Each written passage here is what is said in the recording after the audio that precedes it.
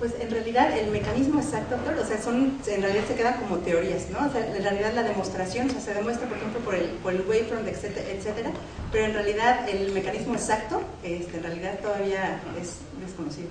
Porque es teórico que el vitro empuja un poco el lente, porque así como teóricamente, porque eso es mucha teoría, ¿no?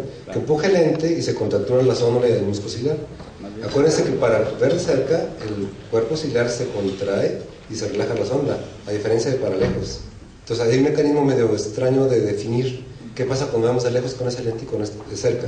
Es muy teórico, pero bueno, vamos abriendo brecha. Porque también en parte a lo que se menciona del vitro, ¿no? Entonces cuando alguien estuviera viendo hacia abajo, el mismo peso del vitro empujaría el lente hacia adelante y se vería mejor de cerca.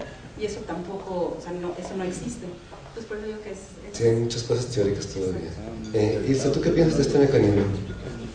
De la pseudoacomodación, digamos, sin cápsula. Pues yo creo que en general la pseudoacomodación o la acomodación se va perdiendo con la edad, definitivamente. Entonces sí me pregunto si verdaderamente este lente funciona mejor en personas más jóvenes más que en personas mayores. Si lo colocamos en personas entre 45 y 55 años, funciona mejor que si lo colocamos entre personas de 55 o mayores. Definitivamente sí habría que ver a lo largo del tiempo cómo terminan los resultados, porque pues como que con este nuevo lente todavía no hay una historia pues que contar. ¿Y no se ha hecho esa diferenciación entre dividirlo por intervalos? Eso no se ha hecho. Porque probablemente eso sería una buena idea. Sí. Sin embargo, pues el paciente como quiera va a envejecer, ¿verdad? Entonces no se va a decir, bueno, te va a durar 10 años el beneficio y luego ya no. Yo creo que pudiéramos a lo mejor considerar manejar este lente por el precio, pues habrá que ofrecerle el beneficio al paciente de ver de cerca. Sin embargo, que sea un paciente que sepa que su principal beneficio va a ser ver bien de lejos y en un momento dado ayudarse en algunas cosas así, pero no verdaderamente con el beneficio de ver de cerca. Bueno, ya que tocas el tema álgido para todo el mundo, ¿y cuánto cuesta el lentecito?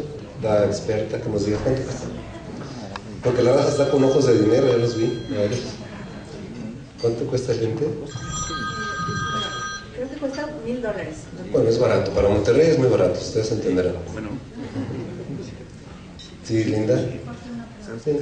Con relación a las asas del lente, se supone que incidencia de endoftalmitis, por eso la idea siempre es que sea un lente de un mismo material, de una sola pieza, porque insertar asas en un óptico de otro material y sobre todo porque es de poliamida, que se supone que es una de las altas incidencias de que las bacterias pueden migrar y mayor incidencia de endoftalmitis. Por eso se supone que se prefiere, como mencionaba, de una sola pieza.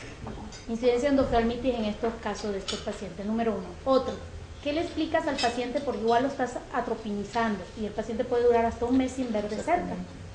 Entonces igual nos estamos esperando con un restor que al mes vean con los dos ojos ya con sus implantes de cerca. Entonces igual, esto es también mejoría a mediano plazo, se puede decir. Tus resultados son a 6 meses y para 6 meses 2 casos con una opacidad de cápsula es alta. 20%. Recordando que es silicón, que es después del polimetilmetacrilato, el silicón es el segundo en incidencia de opacidad de cápsula, aún siendo el silicón que haya sido y que lo hayan mejorado. En el caso de tu paciente es un miope alto, le pusieron un lente de más 12/50. Ese paciente a futuro, si tiene un desprendimiento de retina, ¿qué van a hacer con el lente? Se quita, porque estamos hablando ahorita de biocompatibilidad con cápsula, pero si se usa silicón en retina el lente, me imagino que hay que retirarlo porque sea el silicón que sea del lente se va a adherir y se va a opacar el lente. Entonces, sí son muchas cosas que le tenemos que buscar por costo, beneficio, selección, como bien dices tú. El tamaño del óptico para mí es chiquito, 5 chiquito. Yo prefiero un óptico grande, que en la noche cuando la pupila se dilate no me dé alas, no me tenga el paciente con dificultad en la visión al manejar. Por lo mismo, si se quejan con el resto por los anillos, pues aquí se van a quejar porque queda una parte que no tiene una protección de algo. Y eso también es lo que sirve que migren las células y se haga la opacidad, y por eso están teniendo fimosis, porque hay una parte que está quedando libre, sin cubrir, y se van a adherir las cápsulas. ¿Qué opinas de lo que pregunta la doctora Maza? Pues casos de endoftalmitis con este lente no hay ningún caso reportado. Y sí, también en cuanto a Pues sí, efectivamente, por ejemplo, la paciente miope alta hay que tener un seguimiento muy cercano, ¿no? Al principio a los 4 meses, a los 6 meses, generalmente yo a los pacientes miopes altos, siempre que son pseudofacos, pues existe el riesgo, ¿no? Entonces se los explico muy bien, los reviso muy bien antes, los reviso periódicamente después de la cirugía y bueno, siempre hay que tener mucho cuidado con eso. Sin embargo, pues no ha habido ningún caso en el que se tenga que explantar un lente, ¿no? Probablemente si tuviera que hacer el caso de colocar silicón, probablemente sí, porque no serían biocompatibles, sí habría que explantarlo. Aunque por eso hay que individualizar cada caso, ¿no? Como lo comentamos. ¿Y cuál era la otra pregunta, Linda? Generalmente, yo creo que el promedio de la dilatación, solamente colocamos una gota de atropina y la visión va mejorando progresivamente y yo creo que el promedio de mala visión es como de 10 días aproximadamente, o sea, tampoco, así un mes, creo que han sido pocos los casos. Y si teorizáramos, ¿cuál es el objetivo de la atropina si lo que queremos es que se mueva la zona del corpuscular? Pero en los primeros días, ¿no? Para que mantenga su posición posterior. ¿Será que se mueve 12 milímetros? No. ¿Será que se mueve el lente con un diámetro de 12 milímetros? Pues la óptica, como la óptica es, o sea, el material es súper suave, o sea, al estarlo manipulando es súper suave y la óptica sí se pudiera desplazar un poquito hacia anterior por las mismas movimientos de las bisagras. O sea, está diseñado para que se pueda mover la óptica. Entonces la óptica sí se puede mover, a pesar de que las bisagras están bien colocadas, la óptica sí se puede desplazar. ¿Tú qué piensas, Ilse?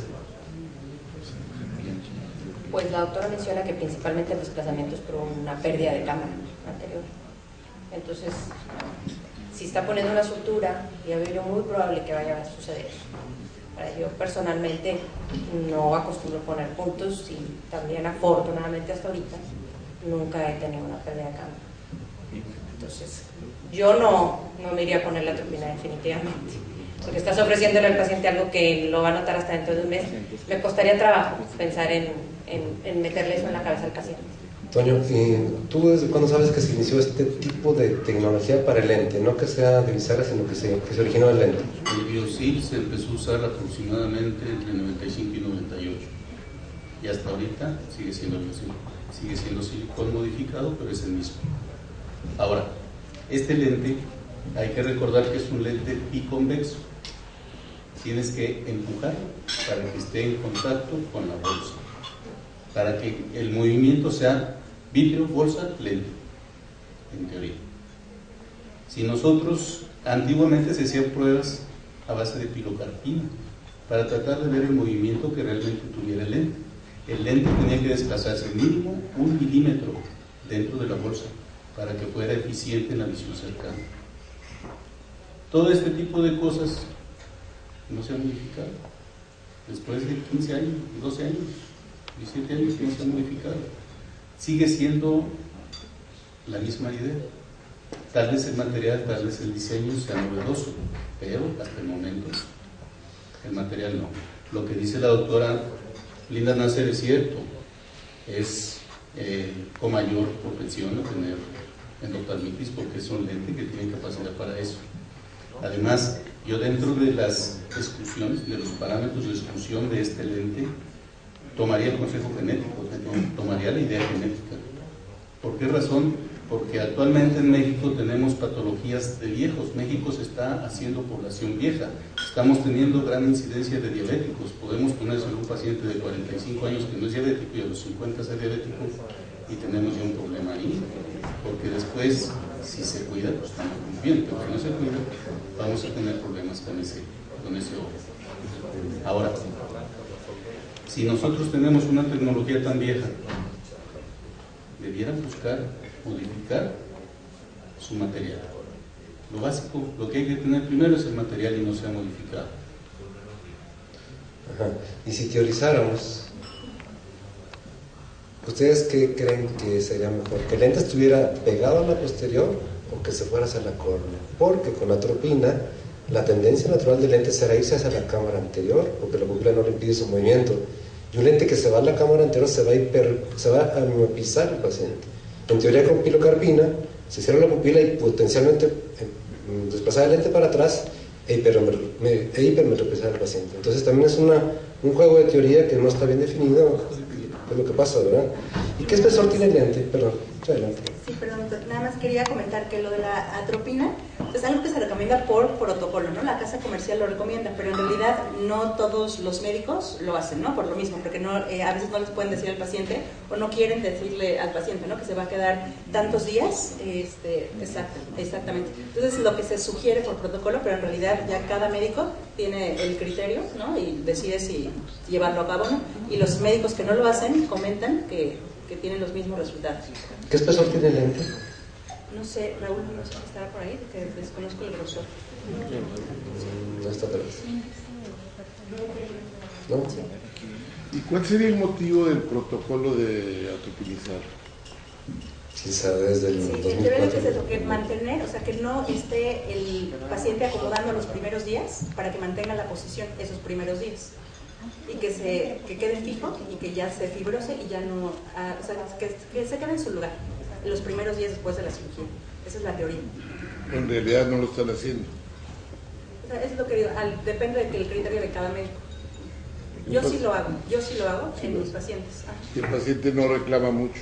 No, porque le explico desde antes, o sea, le explico los 10 primeros días, no va a ver bien porque voy a poner esta gota para que funcione mejor el lente y el paciente lo entiende muy bien.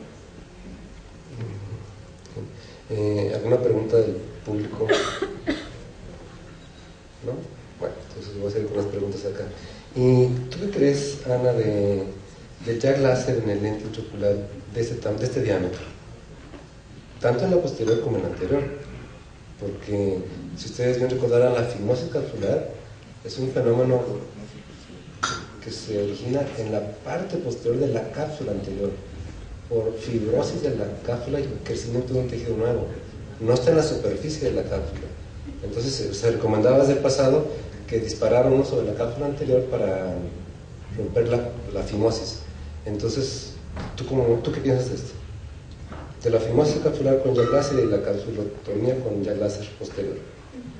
Sí, pues en los casos en donde está realmente opaco, pues es necesario, ¿no? Porque ahí estaríamos sacrificando, pues, agudeza visual.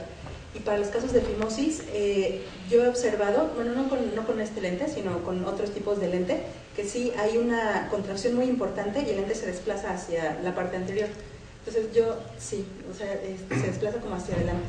Entonces, lo que yo he hecho son incisiones relajantes, bueno, no incisiones, sino con el láser, hacer algunos relajantes sobre la parte anterior y con eso el lente, la bolsa libera tensión y entonces regresa el lente a la posición, a lo mejor no a la posición original, pero sí lo he observado en otro tipo de lentes. ¿Y tú qué consideras de este tipo de asasirse en relación a que si lo aplicamos jack láser se venga hacia enfrente, lente hacia atrás, tomando en cuenta el asa? Porque depende del asa es que se puede desplazar para adelante o para atrás. ¿Tú qué piensas de esta forma tan peculiar que tiene aquí en este sitio?